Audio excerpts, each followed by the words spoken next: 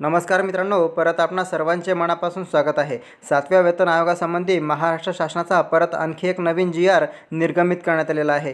3 लाभांची आश्वासित प्रगती योजनेबाबतचा हा जी.आर. आहे। याविषयी आपण सविस्तर माहिती जाणून घेऊया। तत्पूर्वी आपणास जर हा व्हिडिओ आवडला तर लाईक करायला कोणतीही कसर करू नका आणि आपण जर चॅनलला सबस्क्राइब केलं नसेल तर व्हिडिओ खाली बघा, जे लाल कलरमध्ये सबस्क्राइब दिसत आहे त्यावर अशा प्रकारे क्लिक करा आणि नंतर बेल दिसेल त्यावर सुद्धा क्लिक करा। तर चला कशा प्रकारे आहे शासन निर्णय सविस्तर माहिती जाणून घेऊया।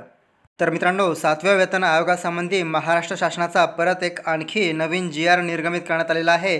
तत्पूर्वी आपण बघूया की 7व्या वेतन आयोगानुसार 10, 20 व 30 वर्षाच्या सेवेनंतर 3 लाभाच्या सुधारित सेवांतर्गत आश्वासित प्रगती योजनेअंतर्गत कर्मचाऱ्यास लाभ देण्यासाठी पदोन्नतीच्या पदाकरिता विहित केलेली अर्हता, ज्येष्ठता, पात्रता, अर्हता परीक्षा, विभागीय परीक्षा उत्तीर्ण असणे, गोपनीय अहवालाची प्रतवारी, विभागीय चौकशी व न्यायिक प्रकरण प्रलंबित नसणे, शासन निर्णय 6 दिनांक 15/12/2017 नुसार यथास्थिती जातवैधता प्रमाणपत्र उपलब्ध असणे, अशा पदोन्नतीच्या कार्यपद्धतीनुसार प्रस्तावांची छाननी करण्याची कार्यवाही उपरोक्त समितीकडून करण्यात येईल व छाननीअंती कर्मचाऱ्यास लाभ देण्यासंदर्भात आवश्यक ती शिफारस सदर समिती करेल।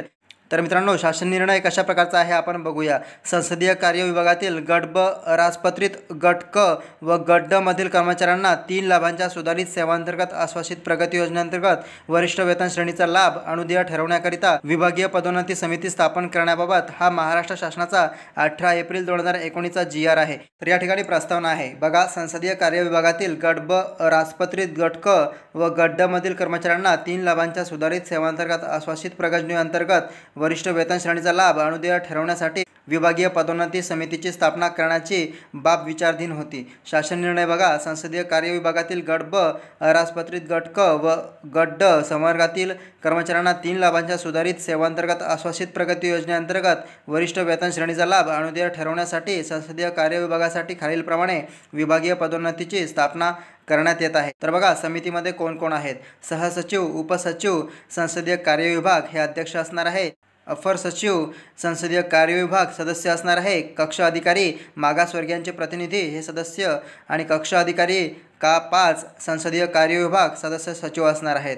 तर मित्रांनो, अशा प्रकारचा हा शासन निर्णय 18 एप्रिल 2019 निर्गमित करण्यात आलेला आहे। 3 लाभांच्या सेवांतर्गत आश्वासित प्रगती योजनेअंतर्गत हा शासन निर्णय आहे। तर याविषयी आपण सविस्तर माहिती जाणून घेतली। आपणास जर ही माहिती उपयुक्त वाटली असेल, आवडली असेल तर लाईक करा, तुमच्या मित्रांना शेअर करा आणि आतापर्यंत जर आपण या चॅनलला सबस्क्राइब केलं नसेल तर व्हिडिओ खाली बघा, जे लाल कलरमध्ये सबस्क्राइब दिसत आहे त्यावर क्लिक करून समोरच्या बेलवर क्लिक करा। तर चला भेटूया नेक्स्ट व्हिडिओमध्ये। धन्यवाद।